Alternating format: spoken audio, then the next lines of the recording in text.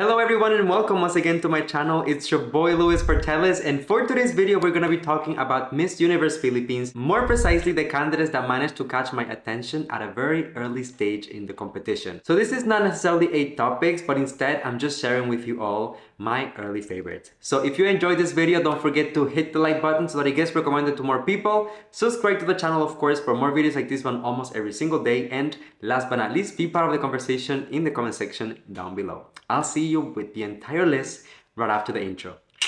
Be strong.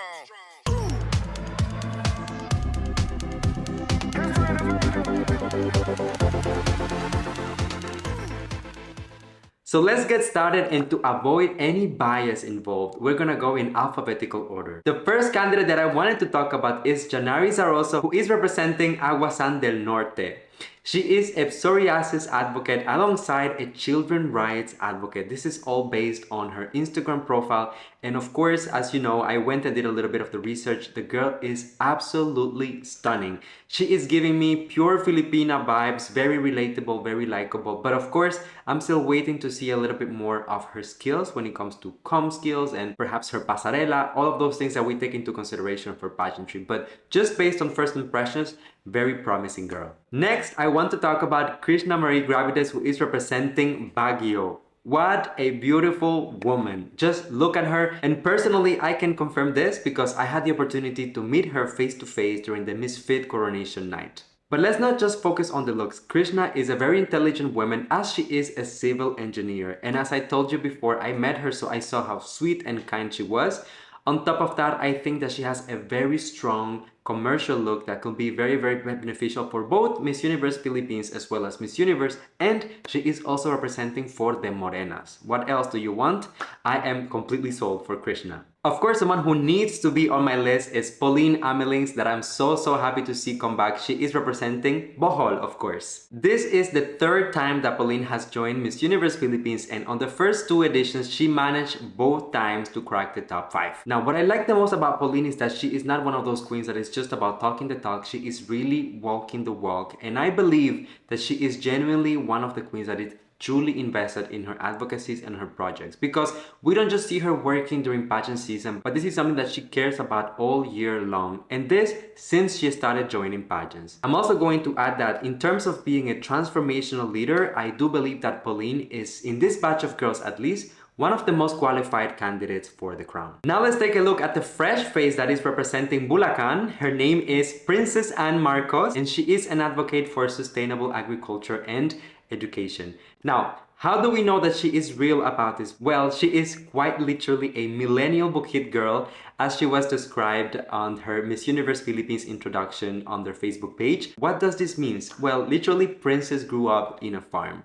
For me, there is nothing more relatable and more authentic than truly investing yourself and your purpose into the things that you are directly impacted by. Not only yourself, but also your community. Sustainability and agriculture are really important subjects for the future of the country and its economy. So I think that Princess has a really good shot at performing well during Miss Universe Philippines. I am so excited to talk about the candidate representing Cavite, Samantha Panlilio. Of course, we all know and love Sam because she already represented the Philippines at Miss Grand International in 2021, as well as we all follow her journey at Binibini Pilipinas 2021 simultaneously. I am so happy to see Sam making a comeback because honestly, I think that the way that she was portrayed during her Miss Grand International competition was not necessarily fair to all of her potential. For me, her journey at Binibini Pilipinas was a lot more representative of who she is. This was her very first ever pageant. That's why I am beyond excited for her comeback and to see what she is going to do this year at Miss Universe Philippines.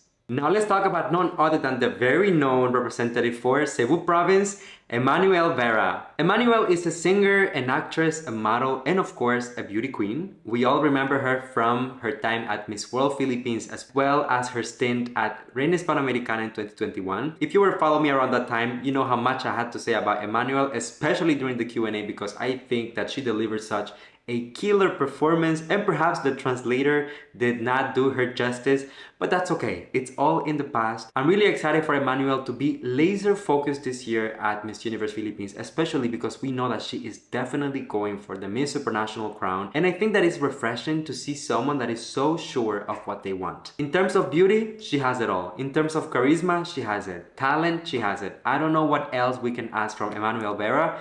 I'm just so excited for her.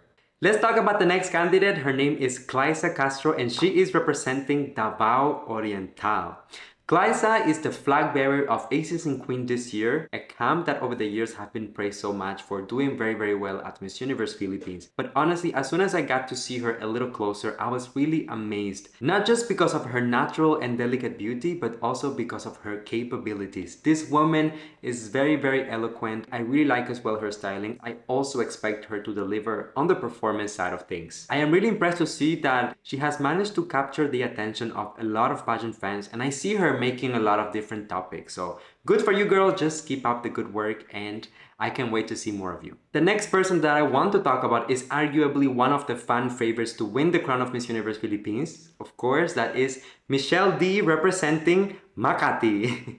I am beyond excited for Michelle to compete this year at Miss Universe Philippines, especially because I feel like with all of the new criteria, the transformational leaders, and all of the changes that happened at Miss Universe, she is in a way the perfect fit for the future of the organization. She can deliver on the performance, she can deliver on the communication skills, she can deliver on the advocacy more precisely, and she is already a role model for so many around the world. So if the stars align for Michelle, which I think they might, we might have a brand new Miss Universe Philippines in the making. One of the candidates that managed to make an impact is definitely Angelic Manta, who is representing Pampanga. When you see this woman, you cannot help but just say, wow. Angelic is a definition of a fresh face that I could see doing very well in anything from commercial shoots to fashion shoots to sponsors, you name it. She is also a very well-known and established influencer here in the Philippines. She has some experience in pageantry before as well. She is coming into the competition with a very interesting background, which I believe is going to help her go far. She already has the support of the people, so truly the crown is hers to grab.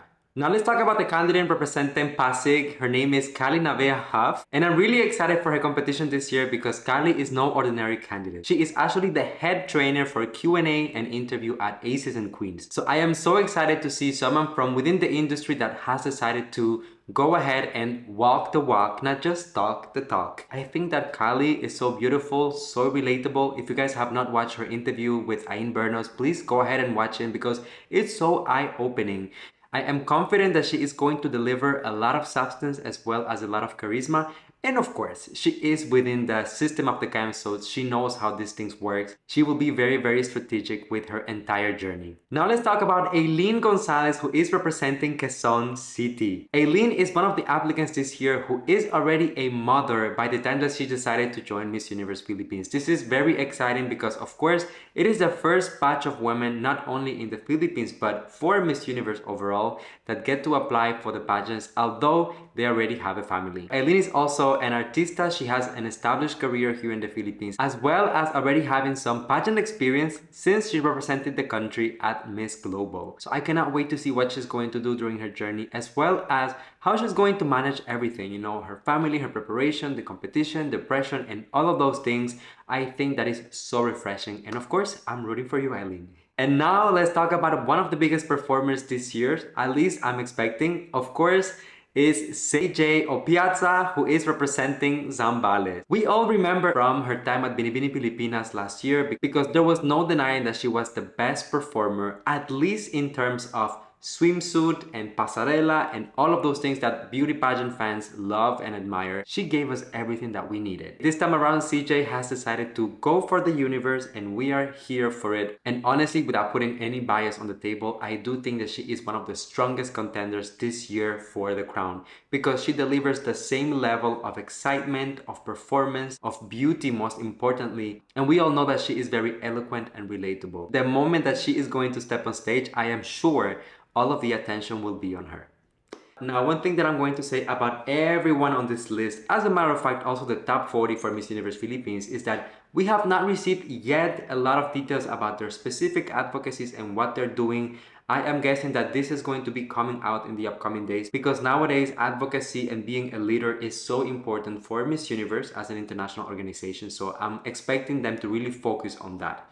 Now, let me know in the comment section, what do you think about my list, my comments, and my feedback? Feel free to add anything that you want to express. And if you enjoyed the video, don't forget to hit the like button and subscribe to the channel for more content like this one almost every single day. If you want more content, just click on this video and watch it next. All right, see you on the next one, guys. Bye.